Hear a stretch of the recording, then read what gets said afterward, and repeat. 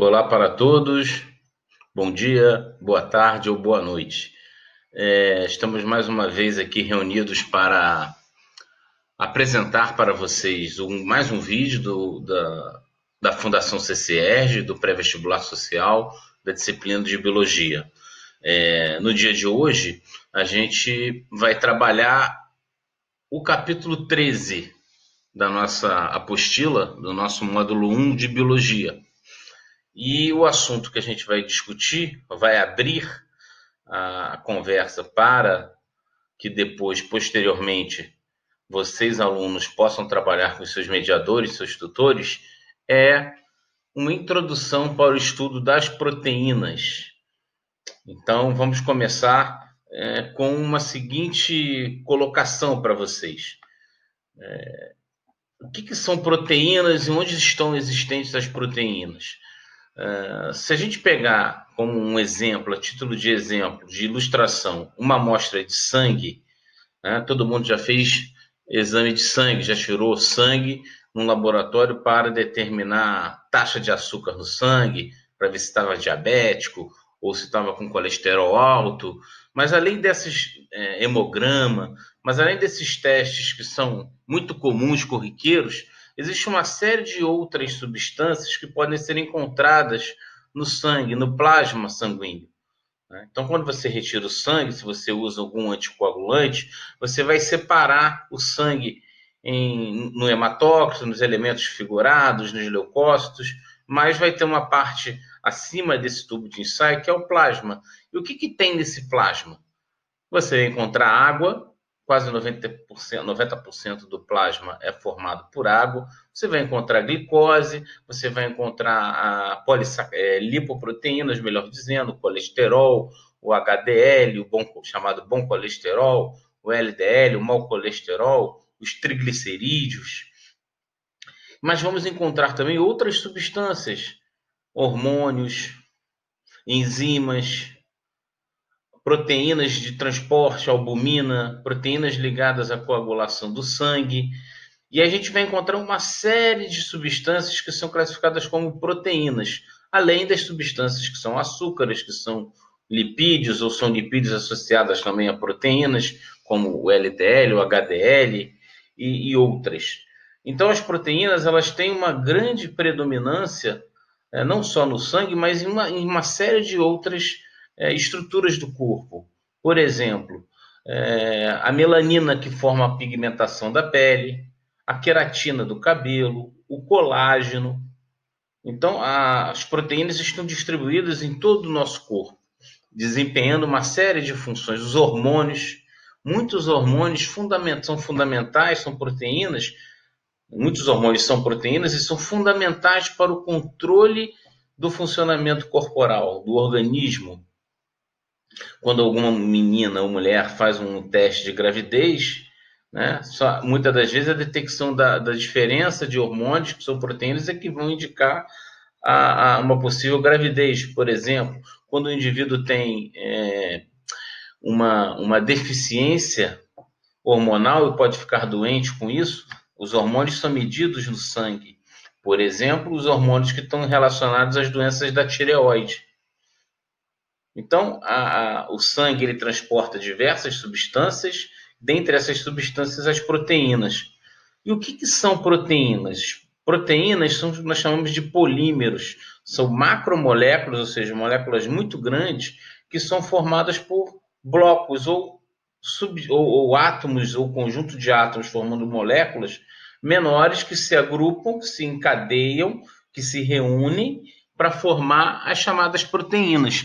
Quem são esses blocos, esses elementos constituintes das proteínas? São os aminoácidos, que nós vimos um pouquinho na última aula. E aí é importante a gente saber que o aminoácido ele tem um carbono tetravalente, e aí, neste sentido, vocês vão poder conseguir, a partir da observação dessa fórmula geral de um aminoácido, estou passando aqui a setinha do mouse, encontrar o quê? Um R, que é chamado de radical, um grupo amina e uma carboxila, ligada a um outro átomo, melhor dizendo, de hidrogênio. Na apostila, na figura 13.1, vocês vão encontrar 20 dos 20 tipos de aminoácidos presentes nas células.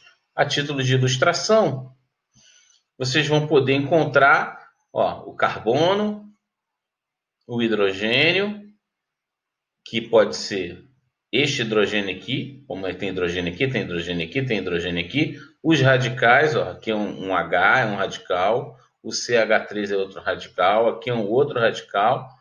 A carboxila, o COOH, e o grupo amina. Por isso, aminoácido. Esse nome é dito aminoácido por causa desses grupamentos químicos dessa molécula, desse tipo de molécula. Então, existem 20 tipos de aminoácidos que se reúnem, que podem se reunir, que podem entrar na composição das proteínas. Como acontece isso, não é o detalhe deste vídeo. Né? Se perde água, se entra água. Em geral, as macromoléculas são formadas a partir de um processo chamado de condensação ou desidratação. Perde-se molécula de água, um aminoácido se liga num outro aminoácido, há uma perda de molécula de água, e aí você tem um dipeptídeo, um tripeptídeo, um polipeptídeo, e dependendo do número de aminoácidos, formar uma proteína. Indo para o próximo slide, eu vou colocar aqui para vocês um exemplo de um tipo de proteína, que é a insulina. Todo mundo já ouviu falar na insulina, né? Porque é um hormônio importante para o controle da glicemia. Por isso que muitos indivíduos diabéticos aplicam insulina, dão aquela espetada na barriga todo dia, né? com a porcentagem, uma quantidade de insulina para poder ter um controle da glicemia sanguínea. E aí, é importante vocês perceberem o seguinte, que na molécula de insulina, nós temos duas cadeias de aminoácidos. Então, é importante a gente ter o entendimento de que as proteínas são formadas por esse encadeamento de aminoácidos, um aminoácido ligado em outro, mas o que faz uma sequência de aminoácidos ser diferente da outra, uma sequência de proteínas, melhor dizendo, é basicamente o que? Os tipos de aminoácidos que vão formar essa cadeia polipeptídica, que pode se tornar uma proteína, dependendo do número de aminoácidos que a compõem, a sequência de aminoácidos, porque você pode ter, por exemplo, nessa cadeia A aqui, de 21 aminoácidos que formam a insulina, você pode ter uma outra cadeia polipeptídica, que vai formar ou uma proteína, com esses mesmos aminoácidos, mas dispostos em sequências diferentes. Então, a cadeia A, formada por 21 aminoácidos, que vai formar a insulina, deixa eu voltar lá, perdão, ela tem que ter esta sequência aqui, tá? Glicina, e vai embora, né? As outras sequências de aminoácidos. Fenilalanina é o início da cadeia B formada por 30 aminoácidos. Então, a sequência de um aminoácido no outro é chamada de estrutura primária da proteína. Você vai ter estrutura primária, pode ter estrutura secundária, estrutura terciária e até uma estrutura quaternária, quando você tem várias moléculas de proteínas elas vão se desenvolvendo, né, vão sendo formadas e elas vão tendo uma estruturação de acordo com o tipo de aminoácido ou de aminoácidos, o número de aminoácidos e a sequência que esses aminoácidos se unem para formar a proteína. De acordo com essa sequência, ela vai ter uma certa estrutura, porque nós lembramos lá atrás, né, relembrando a vocês, que aquelas cadeias laterais, o R, podem interferir no dobramento dessas moléculas. E também é importante a gente considerar que variações de pH, variações de temperatura, podem fazer o que a gente chama de desnaturação da proteína. Ela perde a sua estrutura. E ao perder a sua estrutura, ela perde a sua função. Algo que a gente vai discutir também na próxima aula, que vai ser sobre enzimas, que vai ser um estudo, um vídeo sobre o capítulo 14, né, do nosso módulo 1. Então, voltando aqui, na molécula de insulina, teremos, né, ou temos, melhor dizendo, uma cadeia A formada por 21 aminoácidos e a cadeia B formada por 30 aminoácidos.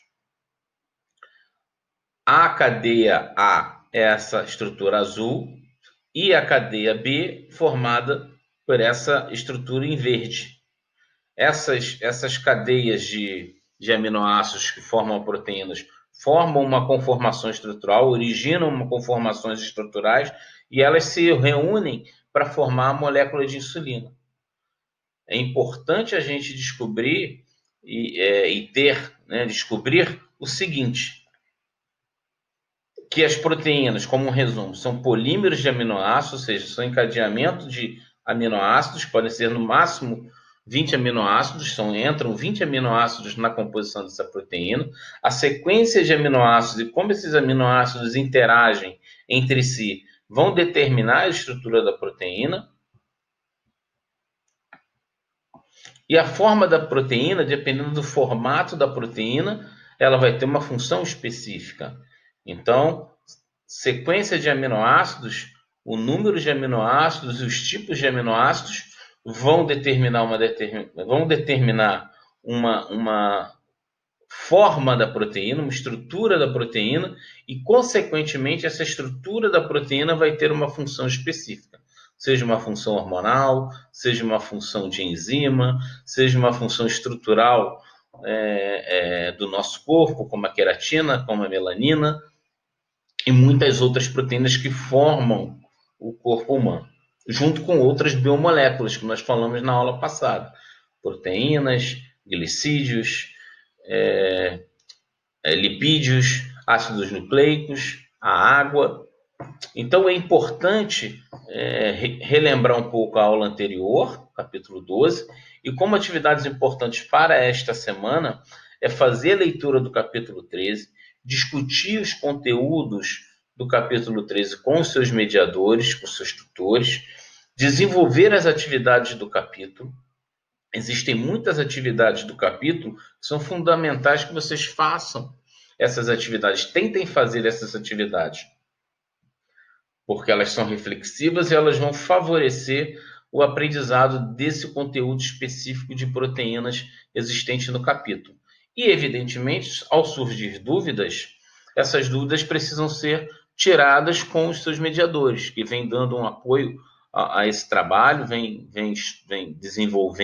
desempenhando uma série de atividades com vocês. Eles têm essa liberdade de trabalhar e aprofundar os conteúdos aplicados nesses vídeos.